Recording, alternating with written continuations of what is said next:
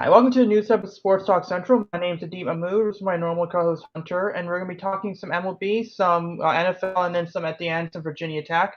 So let's first talk some Major League Baseball. This is something a bit smaller. So for those who don't know, the Orioles are they have one of the smallest ballparks. I'll put it that way. They have a fan box. Um, in the at their stadium, especially in left field. And what happened there? What happened is they did this math, and it was something like over the past 3 years, the Orioles about 650 home runs have been hit in Camden Yards. Then the next highest is like Yankee Stadium at 570. So what the what the Orioles decided to do, and obviously because they're very one of the more analytical organizations, is they basically are going to be moving the left field walls. So what they're going to be doing is they're moving the left field walls back 26 feet, and they're moving the height of the wall from 7 to I believe 13. So do you see this? Yeah, I do. Yeah, so you see how like this wall, you see how so this is what it looks like. So the 7 feet for this thing I'm looking at right here, this is the original dimensions. So what they're saying is they're going to move it up to here, Interesting. and then they're going to move. Like, what are your thoughts on this? Like they're moving it Makes back it a little and harder for home runs, wouldn't you say? yeah, and but here's the other thing. But what are your thoughts also on the like the 90-degree thing here? It's interesting. Why did they have that wrinkle there? So I don't know, maybe because they might move it, they might adjust it for like the bullpen, but so yeah, they might adjust it for the bullpen. But the idea was that they're going to lose about 1,000 seats with this renovation. But basically, the idea was apparently because the Orioles are analytical, they were able to they found that guy a good majority the good majority of the home there's a good percentage of the home runs that can be cut down if they Hmm. were to move the walls back. But the problem is you can't really do it in center field. It's harder in center field. It's hard in right field because of Utah Street. So left field is kind of where it's the easiest thing to do. Hmm. But the issue with left field is the bullpen. Like the way the stadium's designed, the bullpen is kind of in there, like the bullpen. So unless they kind of do something like kind of like cut it through here at some point. But even then, I don't think it's too much of a safety hazard. And I mean, there's a lot of Yankee fans saying, "Oh, yeah, Glaber Torres really hate this." I mean, to me, what this comes down to is this: the Orioles haven't been able to attract free agent pitchers for a while, and because obviously it's a small ballpark. It's still so it's gonna be it looks like it's gonna be about 333 and it's gonna be about close to 400, which is gonna be insane. But so this is basically an attempt to get more at least mid-range pitchers, and I believe a lot of hitting prospects are lefties, so they're not really too affected.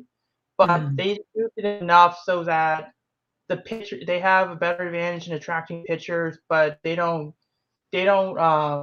nerf too much of the production that a Ryan Mountcastle or Trey Mancini or another right-handed batter would have. So pretty much the pretty much the idea would be that they're using the analytics to kind of fit the stadium to their own benefit, but also they're trying to get more free agent pitchers because you can't get like if your left field wall is like 360 feet, that's a fly ball. Like a fly ball, or in most stadiums, is a home run in Camden Yards. Yes. Especially, so it's like the idea would be that they went ahead and moving the left field wall is going to make it harder. And what I like is there's going to be more balls in play, especially with that 90-degree thing, where if a ball bounces off one wall goes to another wall, you have more doubles and triples. So it's going to be pretty interesting. I don't think the National Stadium can do something like that. And then I Probably know a not. lot of yeah, and I know a lot of people are like complaining about it, and then including I think one of the the baseball YouTuber that he's famous for going into stadiums and getting home run balls or something like that. Zach Yeah. Campbell, like he complained. I was like, yeah, I understand why you would hate it because it's a lot harder for you to get balls, but it's gonna be pretty interesting to see what they do. What I don't get, I mean, when you have in Houston, what was it? Was Houston the stadium that had like the hill in center field? No, Now hill. the Hill. Oh, that's the Marlins, I thought. Or Either no. way, like Oh no. Oh, the Hill. Yeah, I know what you're talking about. Or was that Texas? no, no, I'm I trying want to. to say, yeah, it was one of those. It was one of It those is. teams. But yeah, I mean, stadiums do have this little like intricacies here or there, so it's gonna be pretty interesting. So we'll move on to the next one. This one's the not actually this one's the not so fun one. It's a quick one. The MLB Labor Debate. So pretty much they met. They didn't get much done. And pretty much what the proposal that they had was the first one was they were going to have the team with the three worst records would have a lottery. So or kind of like what we were discussing a few months ago, like something that they could do. The elimination of the Super 2 status, which basically means if you spend a certain amount of time in the minor leagues, you get another year. Yeah. Yeah, like think Chris Bryant, like that situation.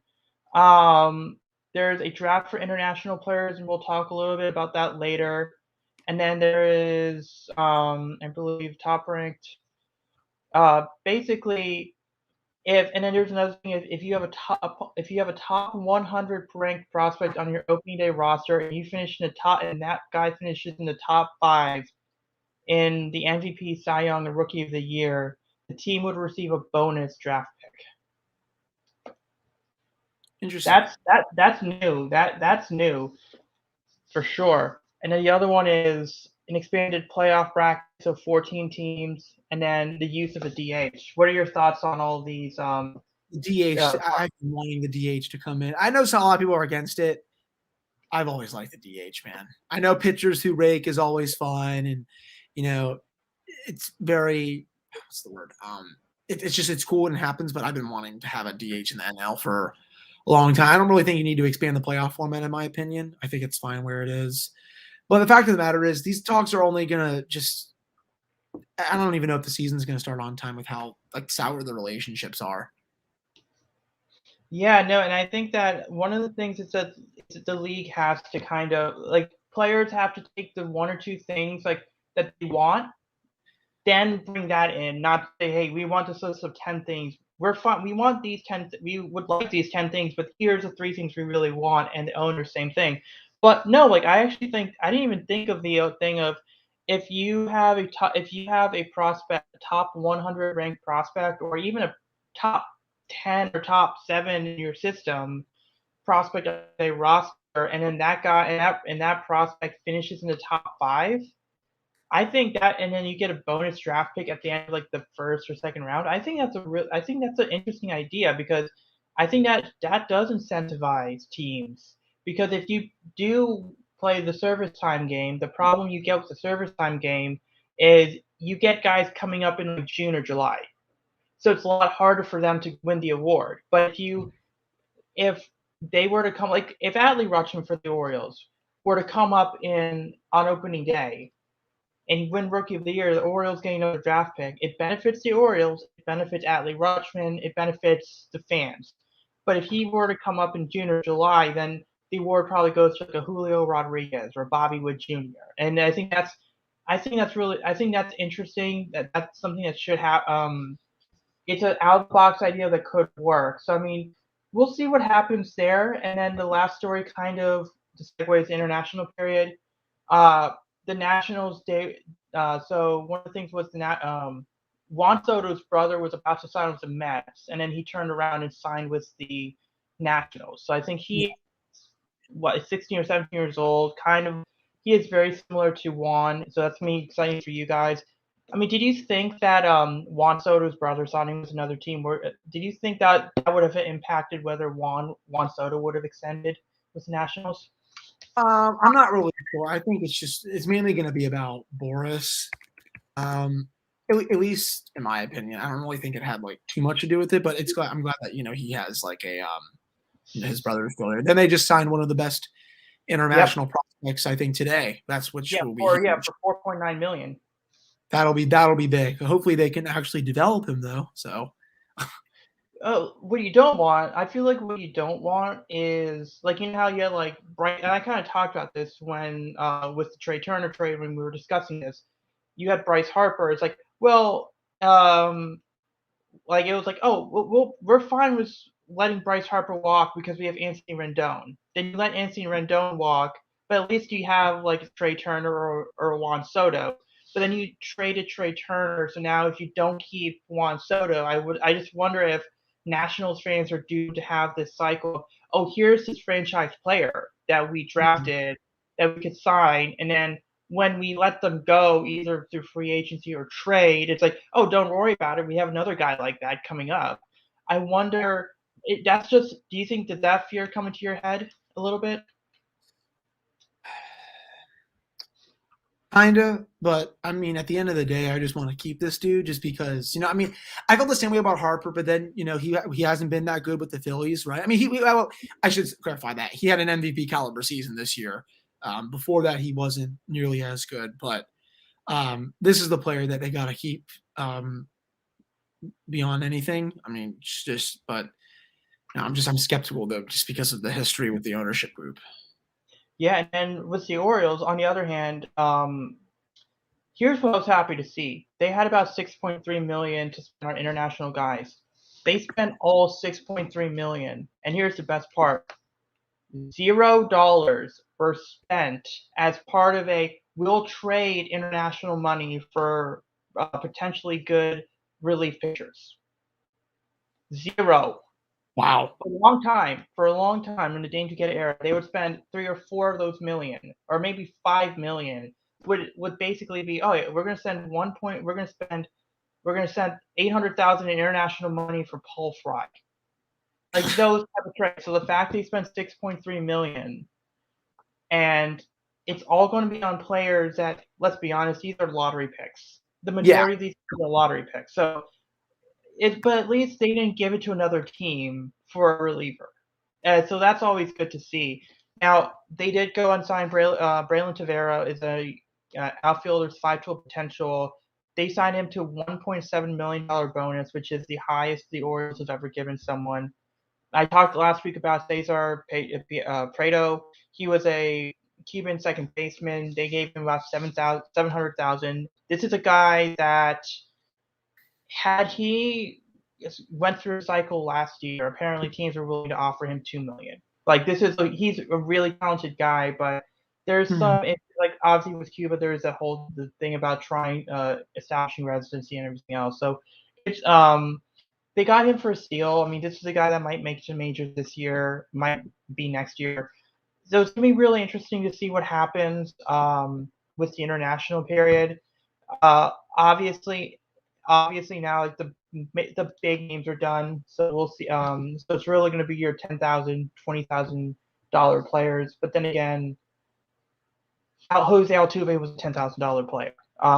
There's guys like that you can still find have value. So it's hard to get too excited for these guys because it's lottery picks at the end of the day. But it's nice to know that teams, especially teams like the Orioles, are utilizing high school, college, other teams' farm systems, and now the international market to kind of bring in all this talent because you can't bet on Adley Rutschman, Grayson Rodriguez, and your draft picks in your college, whoever you pick, because that sets you up for failure. Now, you hit on those picks, and then you get as many international guys as you can. If 20% of those guys hit and a large majority of your draft picks hit, you have enough ammunition to go and trade with other teams. Like some of these guys, like fans were like, oh, why would I care about a 16-year-old shortstop or whatever? Well, maybe that 16-year-old shortstop a few years down the line is involved in a trade for another guy on another team. And maybe that guy is the guy that helped you win. So it's going to be pretty interesting to see what happens there. Let's just go talk about the NFL Coach Carousel because, what a week that was. The Dolphins just wanted to be dumb for the sake of being dumb. Brian Flores went 19-14, if I recall correctly, in the last 2 years as the head coach. And they were 1-7 or right around there when they played your Baltimore Ravens and actually looked like they had a pulse. And then the funny thing is they turned that win into 7 straight wins, got eliminated the next week, and then they dumped on the Patriots the following week. And it's like, you're going to fire a guy who just led you to within a half a game of getting into the playoffs for what?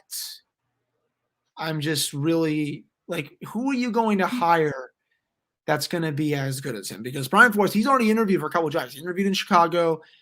I want to say he's interviewed with the Texans so far, if I recall correctly. Yeah. The Giants are probably going to become calling very soon if they haven't already. They finally cleaned house there. It's just, this is the one thing I'll say. I think we both can agree on this. I'm just glad both of our teams are not in these carousels almost every few years. The fan base might want them, but yes. Well, rational people like us understand how hard it is to replace these coaches. Yes.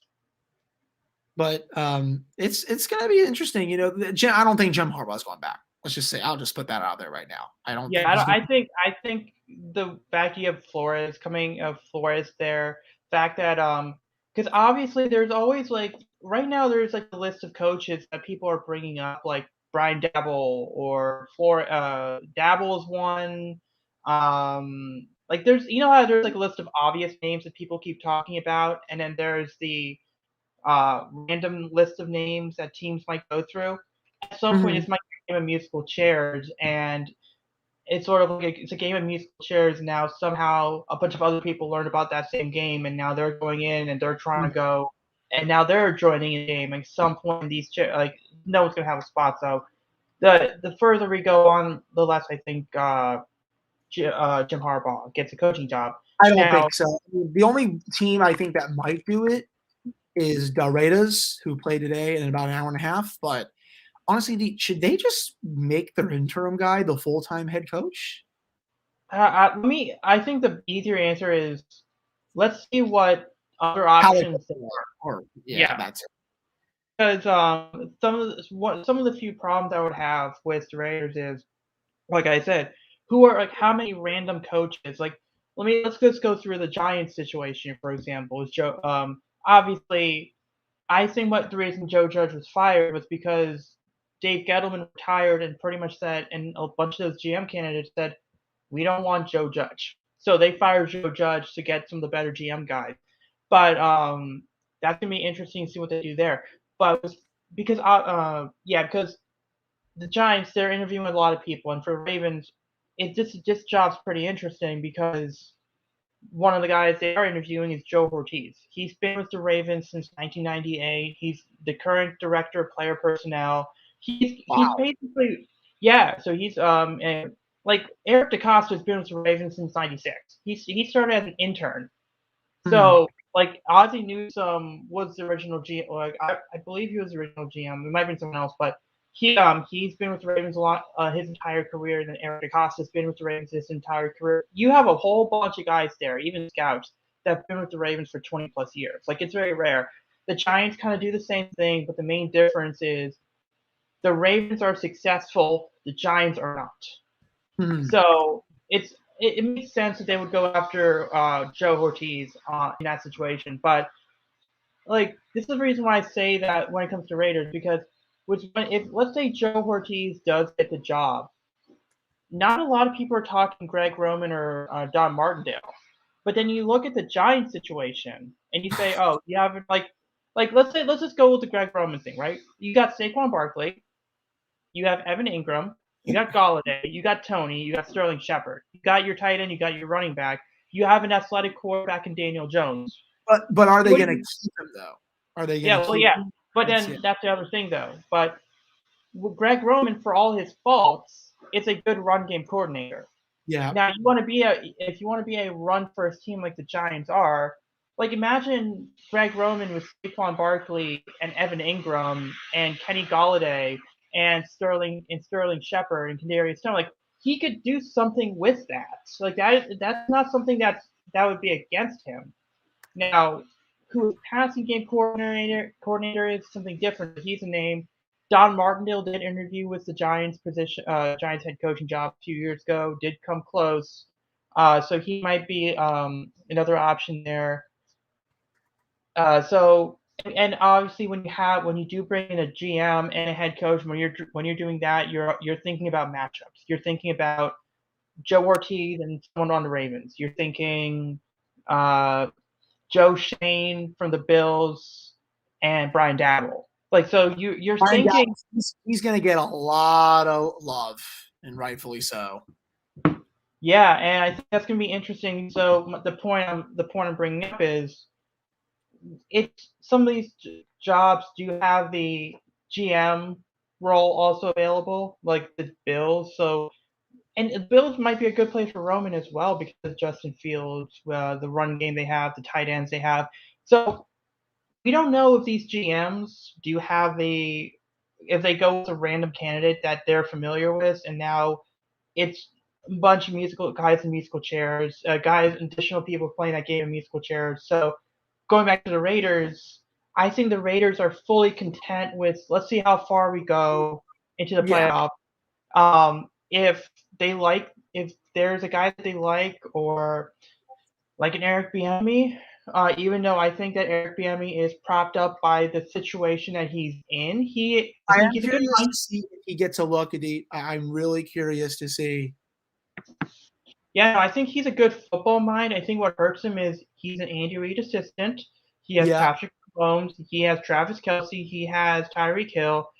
It's very easy to have success. It's almost like a dummy-proof way of having success. So I think the Raiders are in a position where Bisaccia could be the head coach. But if they like a guy, they could target that direction as well. So that's gonna be interesting. The Texans, that's I disagreed with how they kind of screwed Culley over. I wanted to get your thoughts on that. They kind of made him the scapegoat. I understand Deshaun Watson is, lack of better words, very 99% a shitty person with all these accusations. I mean, it's probably going to end very bad for him. I'll probably go basically almost 100% with just how this is going. You had Davis Mills there the entire season, and he played well in spurts. I'll say that. He's not terrible, but we all know how this season was going to end. Why did you hire him in the first place if you're going to fire him after 1 year? Dummy coach. He's a dummy coach. Well, here's the thing. It's a combination of they were in a tough place because who are they going to hire? And then no one really wanted to interview with them. I feel like no one wanted to interview with them. And then I think they were like, we could just go with like a coach that keeps us afloat. The comparison I use is with the Red Sox when they got busted for sign stealing. They promoted their AAA manager, but everyone kind of figured that job's Alex Coras in 2021. It was just more so they needed someone to fill in that seat. He was never going to get a shot to actually be the coach, and so what they did was they just said, "Oh yeah, here's a guy that we just put in for a year, take him out, and say, yeah, no, we never, he doesn't have a future because everyone knew that guy didn't have a chance to be a long-term fit." David Culley was one of those guys. I mean, as a Ravens fan, thank you for hiring him. So we actually got two new receiver coaches that were actually competent in the passing game, but also we got 2 third-round picks because they promoted essentially minority from another organization. So the Ravens fans are thrilled because they have those guys. I don't think Coley's coming back to the Ravens because I don't think there's a place for him. Also, he's also apparently got paid 17 mil or 22, a lot of money. He's getting paid a lot of money. So it is a little hard in a way to feel sorry for him because he is coming out of this with a ton of money. I don't know where. I mean, I think this is where Brian Flores is going to go. I don't think this will save their chances with Deshaun Watson because his problem apparently is with the owners and not with the coaching staff. Yeah, that's what I read too. Yeah, I think it's Flores or I think it's Jared Mayo. I think why is he getting a lot of head coaching buzz? Just curious. I'm actually just wanted to know. Oh, you know the Rooney Rule? Yeah. Okay, I got it. Yeah, Mike Tomlin is the only black coach now in the the NFL. There's only three minority coaches though. Like Saleh from the Jets, Rivera for the Washington football team and Tomlin. But no, I think that they're probably because the Texans manager, Texas GM Nick Caserio was with the Patriots. They're going to probably bring in a Patriots type guy. But then again, Bill O'Brien didn't work out, and he was a Patriots type guy. Your biggest problems right now are Jack Easterby, who came from the Patriots. Caserio might turn out to be a problem and came from the Patriots. Why would you hire a head coach?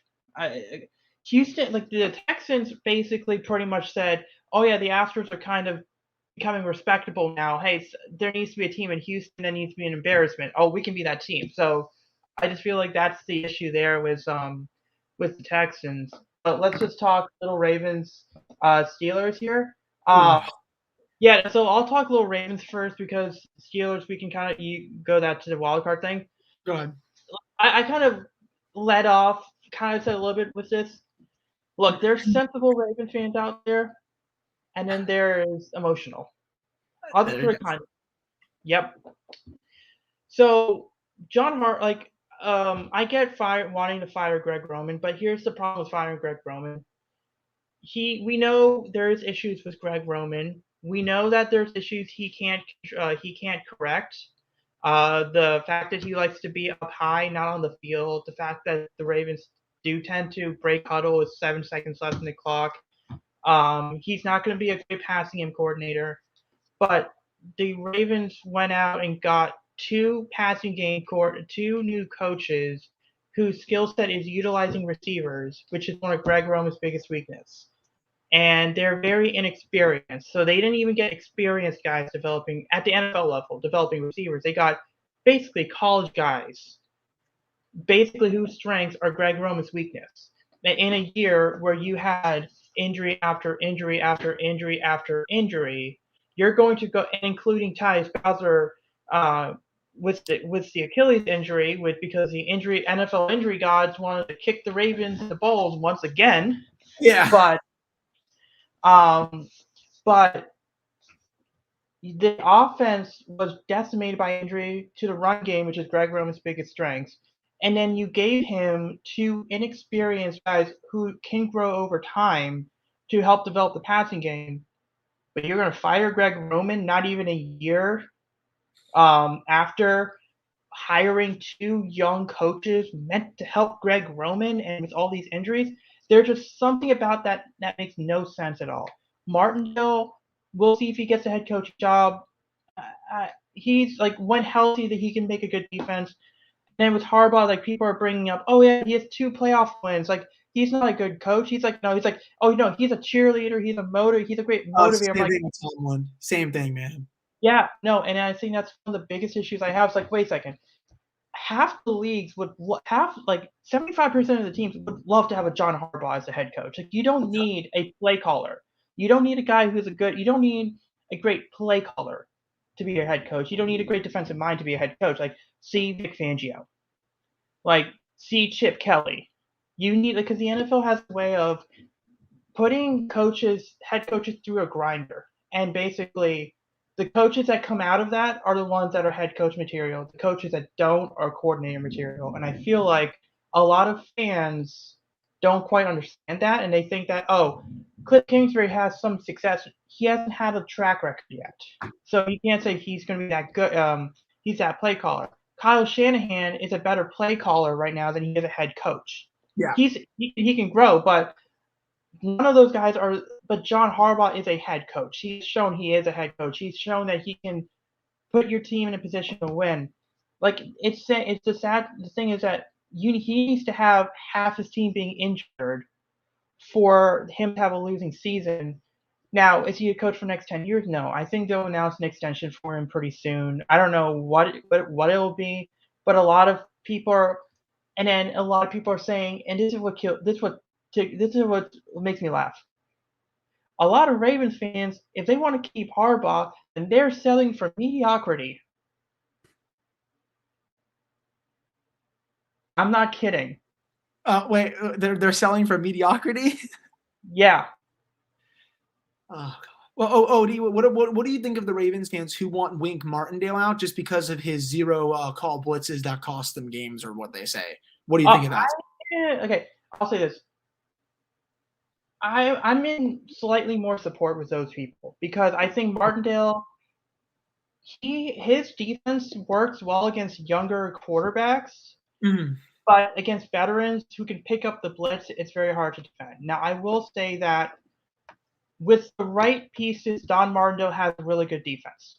If you look at his numbers, they have some of the better. When everyone's healthy, they have good defenses. The problem with Don Martindale is he's very rigid in his what he does, and you saw that this year. You saw that didn't matter that Marcus Peters and Marlon Humphrey, he would still run the same defense if they had those two. And there are times you have to adjust. And I understand Martindale saying, I don't like playing zone coverage because if they are going to move the ball down the field, it's better they move the ball down the field in fewer moves than nickel and dime you at that point. I get that. But you still have to adjust. Martindale doesn't really adjust, which is why it's conflicting because I could see I'm in slightly more support with Martindale, but not because he's a bad coach, because he's more of a rigid coach. So I think Roman is someone I would look at. I'll give him one more year.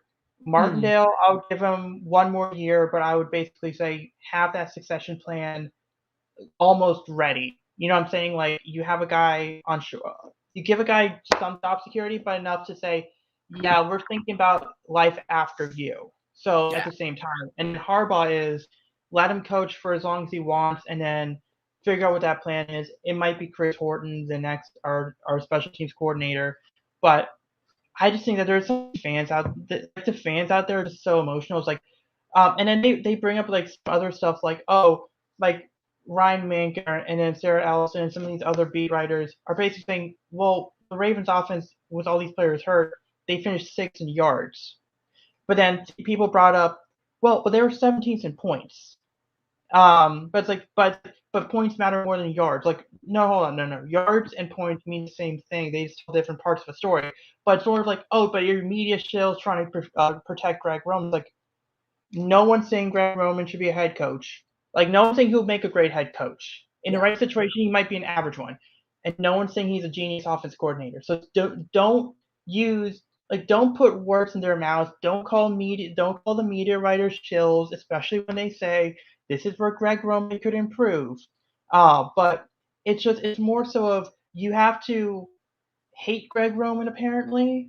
Apparently you have to hate the guy. You have to hate John Harbaugh. It's like, well, he's a players coach. You can find any other players coach. It's like, well, explain the lack of playoff. And it's like Ravens and Steelers fans are they're in a situation of they have a coach that'll help them for the long term. They need to improve a little bit here or there, but they have one of the best situations a fan can ask for, and it just shows the spoiled nature of the fan.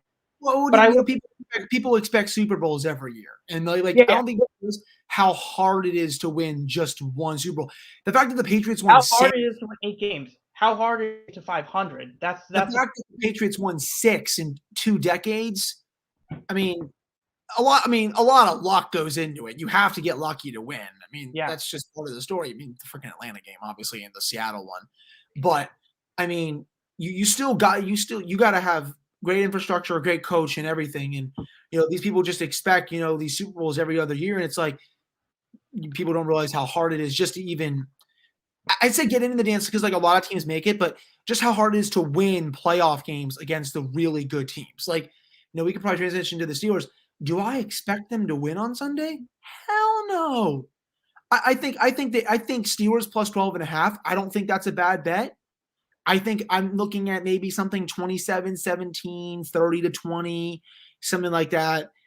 Now, is it going to be 36-10? No, I think it's going to be closer, but why not? Go shock the world. This would probably be one of the biggest upsets in the last decade if the Steelers somehow win this game. But it's just a miracle that they're even there, and it's a miracle that Mike Tomlin was able to win 9 games with this team, despite how bad they were for almost this entire season. They won 5 games by scoring 20 or fewer points. That is the only team in the NFL that did that this year was the Steelers. For how bad as their rush defense was, they got timely turnovers. They had great play in the secondary at times, and they were able to hang around where the offense was finally able to wake up a little bit. So, it's going to be interesting, I think. Juju coming back tomorrow is huge. I didn't even expect that. Even if he plays 10 snaps, just the Steelers, they feed off his energy, even when he's not doing TikToks here. Let's just hope Jackson Mahomes can do that stuff. But, Najee's going to play. Freiermuth is going to be back for this game. Again, look, do I think they're going to win? No. The season's probably going to end tomorrow. Kansas City is firing on all cylinders. Do I think it's going to be a little closer than what some people expect? Yeah, yes. It'll be closer. I think it'd be like 10 to 11 points is like fine. Oh, yeah. I think that's reasonable. It's not going to be the last time the two teams played. Yeah, I think it is going to be, it's probably going to be a 2-score game. If it's I'll say this, I'll be a little more surprised if it's a 1-score game. I'll say that. Yeah, no, and then the last thing, you can talk a little bit more too. I just want to bring up this one point with Joe Horowitz interviewing for the GM job for the Giants. The Ravens have the 14th overall pick, which it's weird that the Ravens have a pick in the top 15 because they normally are picking in the bottom half of the draft, more likely in the bottom third of the draft. But it's also important to note that the Giants do have 2 top 15 picks. If they do hire Joe Ortiz, he is from the Ravens organization. They do like to trade down. I could see a situation where the Ravens, who do have about 9 picks in the first 4 rounds, yep. I could see a situation where they do a pick swap. The Ravens sent the 14th overall pick, a 4th round pick, and then pick either their 6th round pick this year or a day 3 pick next year to the Giants for the 7th overall pick if Ortiz were to get the job. And then if you do that, now you get the Ravens picking 7th. But here's the thing. They would have the 7th overall pick, a 2nd round pick, 2 third round picks in this situation, and 4 4th round picks. So you're still in a really good situation. Oh, yeah. And then if you pick in the top 10, I mean, imagine if Kyle Hamilton drops all the way down to 7 at that point. Because now it's Kyle Hamilton, Marlon Humphrey, Marcus Peters, and Chuck Clark in your secondary. And if you keep Tavon Young, that is... I would say that's pretty good. Yeah, and let's just hope that Austin doesn't get Thanos snapped again next year. Oh my God. Yeah, no, so but with the Steelers, I think that you guys have done a great job. I know Kevin Colbert is retiring, so have they announced whether Brandon Hunt it's going to be one of Hunt or Omar Khan, Brandon Hunt or Omar Khan. The smart play is probably Hunt over him because he runs their scouting. I don't know if it was the same with the Ravens when they promoted DaCosta. Yeah, same thing. He was a scout. He was a scout. I think the Steelers are going to do the exact same thing. Khan has been the salary cap guy, though he did just interview for the Vikings GM job, so it's good to see that he's getting interest elsewhere. But I think that's probably what's going to happen. And again, man, I'm excited to watch tomorrow. It's probably Big Ben's last game. Lay it all out there. That's all I can ask. I'm not going to be really pissed off if they lose. You're kind of playing with house money at this point. You're playing against – I know the Titans are the number 1 seed. This team is the true number 1 seed in the AFC. Sorry. I mean, they're the team to beat. I think it's going to be closer than what some people expect. I think Nick Wright is on Get Up is a flat-out moron calling this better than a bye week. I mean, I don't know what kind of talk that is, but it's a bunch of bull crap. But like I said, man, 27-17, 31-20, 30-20, something along those lines is what I think you might see for tomorrow. Yeah, and then we're going to transition to the other part of the other game. So you have welcome to the jungle today. Yeah. So I mean, I think I texted you this when you said about the Bengals. I was like, yeah, pretty much. If the Bengals win today, whoever sends the first text talking about the Bengals winning, if they do win, the text for the Bengals winning, it'll be the first text in history that talks about a playoff game. Also, anyone 31 or 32 years or younger will now have said they have seen a Bengals playoff win. Anyone that's 30 or younger. Yeah, no, like honestly, I think the Raiders have a better chance of what most people think, because especially with Darren Waller coming back. I'm Like surprised. Okay, good. I was yeah, wondering you got Darren Waller coming back. You got Hunter Renfrow. And then you also have the Bengals' offensive line isn't great, and you have Yannick Ngakoue and Max Crosby I'm on just a both little sides. worried though because Chase has been on fire, Mixon's pretty good, Burrow's really good at home. But I will say this, Adit, the Bengals are very inconsistent. Like they'll play well against a lot of good teams, but then they'll stink it up against some bad teams. So which version are you going to get today? Probably the first one, but it's the Bengals in the playoffs. They haven't won a playoff game since '91. Right. I know the jungle is going to be rocking today, but we'll see what happens. This is why you play the games. I personally have Cincinnati winning this one. That's just my take, but I wouldn't be surprised if the Raiders win it. And then Adit, tonight, -3 degrees in Buffalo is the feel-like temperature. Don't know how anyone's going to go to that game or willingly go to that game. You wouldn't be able to pay me enough to go to a game like that. I feel bad for the reporters. I also do. Who do you think? I think I have Buffalo winning that one. What do you think? I want Buffalo. I want Buffalo to win that one. I just think New England will, because granted, I don't want New England to win. I just have a feeling New England might win a close one. I want Buffalo to win this game. It all depends on Mac Jones and how he plays in cold weather, because obviously you saw ESPN a couple days ago. They were talking about Josh Allen playing in cold weather, and Bart Scott has had a suggestion for Josh Allen. I don't know if Josh Allen's going to take that. I don't know how helpful that suggestion is that Bart Scott had. You can look it up.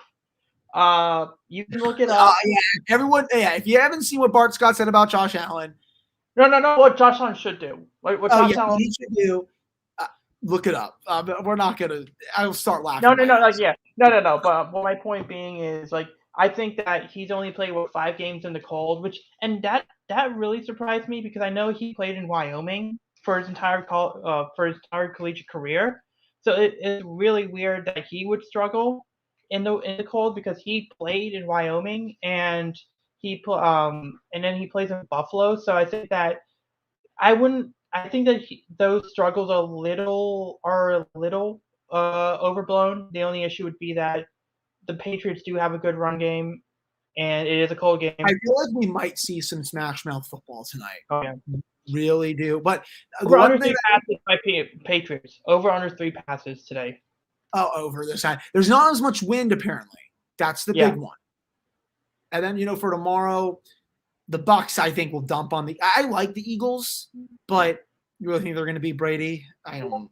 They're getting guys back healthy on the defensive line. That's true. That's true. Rams Cardinals. I'm actually going to go Arizona there. I think the Rams. You saw them when they played the Ravens. I think they're kind of fraudy. I like them, but what version of Stafford are you going to get? Yeah, but what about the Cardinals? Like, they were good. Or are you going to get the one for the last 3 weeks? But no, go ahead. But what about the Cardinals? They were good for first half this year, and then second half they were hit or miss. I mean, I'm going to go with Rams. I think I'm going to go with the Rams, mainly because Cliff Kingsbury versus Sean McVay. I think it's these coaching matchups, and I think Sean McVay has experience coaching in the postseason. I think Cliff Kingsbury has no experience coaching in the postseason. I think that you also have more experience on the offense and defensive line. So obviously, I could see the Cardinals winning this game. I have the Rams winning that one, and then obviously, I think we both have Kansas City beating Pittsburgh. I have Kansas City. San Francisco or Dallas? Whoo. I think San Francisco. I think their knowledge. I think their physicality is going to wear down the defense, and I think the problem, because Trayvon Diggs is good, and yes, he has all those interceptions, but he's pretty much, if you look at the total amount of yards that he has given up and said these were the number of yards that a receiver would have by himself for the entire year, that receiver would probably be in the Pro Bowl, and that's big, and that's because I think Trayvon Diggs has pretty much given up close to 1,000 yards as a corner. So him going up against Brandon Ayuk or Deebo Samuel or George Kittle, I don't know how good that matchup's going to be. Trent Williams is coming back. So a lot of it is if you could slow down Micah Parsons, if you could slow down the defensive line, and you could take Trayvon Diggs out of the game and force him to play like the Marcus Peters role, but instead of Marcus Peters getting interceptions, he's getting burnt like most of the time. I think the 49ers could do that. Yeah, I do think so, though I'm actually going to take Dallas in that one. I like how their offense has been humming lately. They actually, I think, fixed some kinks a little bit. Prescott's been playing a lot better. They're getting Pollard back. I like their receivers. Dan Quinn's been doing a really good job with their defense, though I would not be surprised if San Francisco wins that game. Yeah, and then wrap up with VT. Yeah, well, that was VT. So pretty much, Brent Pry pretty much showed why he is a great replacement with the press conference he gave. He basically said a lot of the coaching hires he had, he did focus on their recruiting ability in Virginia and this region. The whole thing of create the 6-hour radius around Blacksburg, and then I think this was a shot at Fuente when he said that if you go west of the Mississippi, it has to be because of a pre-existing relationship. Yes, I think that was a shot at Fuente. I think that was absolutely a shot at Fuente. Absolutely, yeah. I mean, he looks like he nails it. You know, it looks like they're going to focus a lot on Pennsylvania in this class, which is really big. They don't usually do that, or at least they did under Beamer, but Fuente didn't really do that. They said North Carolina, South Carolina a bit, DMV, obviously Virginia, Tennessee, they even said as well. So, you know, they get it. You know, I like the rest of the hires. We'll see what players they can bring in, and, you know, we'll see what they can do with the portal as well. Yeah, I think they've succeeded well with the portal because you're looking at because obviously we talked about the 2 quarterbacks last week, and then Jaden Blue, but then they also got Stephen Gosnell, and then because now he gets Caleb Smith. I like him as a player, but Caleb Smith as a number 1, it does make me a little nervous. I think Jaden Blue steps in easily as your number 1 guy. I think we should be getting Nick Gallo back, and then Drake Delias also said he's coming back as well. So you got your you got 2 good tight ends there. I think what's pretty interesting, especially with the hire they made, Fontel Mines hire, being a tight ends and a receivers coach as well. You have Tyler Bowen, who's a tight ends coach, like he was an offense coordinator / tight ends coach. Yeah. You got Stu Holt, who is an offense coordinator / tight ends coach and also coaches running backs. You have Fontel Mines, who has experience playing the tight end position, but also coaching a tight end position. Then you got Joe Rudolph with the run game. I think it's gonna be a lot of power run 20 like 12, 13, 22, 23 personnel that they're going to have, and then they're going to use the tight ends kind of like what the Browns the Browns offense a little bit what they're doing, which means it's gonna be a big role for Malachi Thomas. It's gonna be a big role for the running backs we have. So I would expect like a rotation of them. And I think that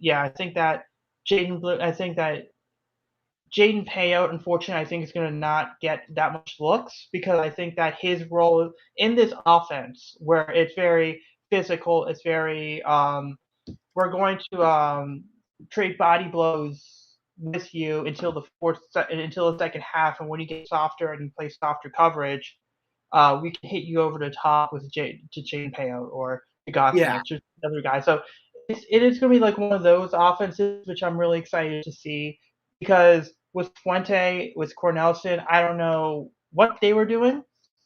So at least it's nice to have an identity. So it'd be pretty interesting to see how much they lean into it. Am I a little surprised that you can?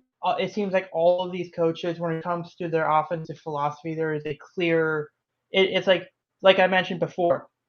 You have 4 or 5 coaches that have experience coaching tight ends. You have Joe Rudolph with his experience with power run with the offensive line. and then you have it just seems like it's just hard nose. I think the best way to describe it, this offense next year is going to be hard nose.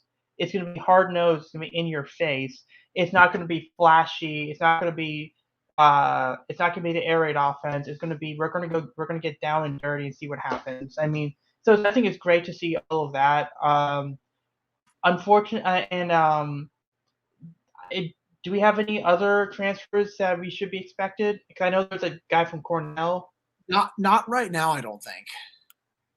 Because I don't think we take another receiver, mainly because of what I just said, but about they the offense. One more, but I'm not sure. They might go get a couple linemen, maybe a corner, offensive lineman.